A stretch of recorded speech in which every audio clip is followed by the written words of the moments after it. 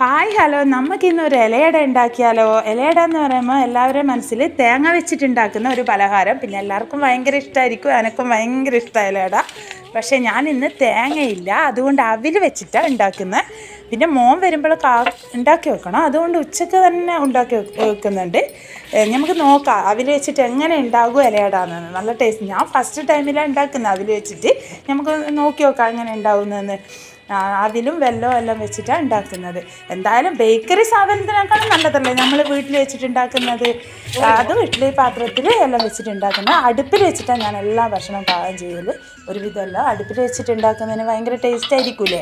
പിന്നെ വിറക് ഉണ്ടാകുമ്പോൾ നമുക്ക് അടുപ്പിൽ വെക്കാം. എല്ലാവർക്കും വിറകൊന്നും കിട്ടൂല, അപ്പം ഗ്യാസായിരിക്കും ഉപയോഗിക്കുക. പിന്നെ എൻ്റെ ചായയും ഇലയുടെയെല്ലാം റെഡിയായി. പിന്നെ എല്ലാവരും ചാനൽ സബ്സ്ക്രൈബ് ചെയ്യണം. എനിക്ക് ഇതിൽ നിന്ന് ഏർണിങ്സ് കിട്ടിയിട്ട് വലിയൊരു കാര്യം ഇതാക്കാനുണ്ട്. അതിന് വേണ്ടിയിട്ടാണ് ഞാനിത് തുടങ്ങിയത്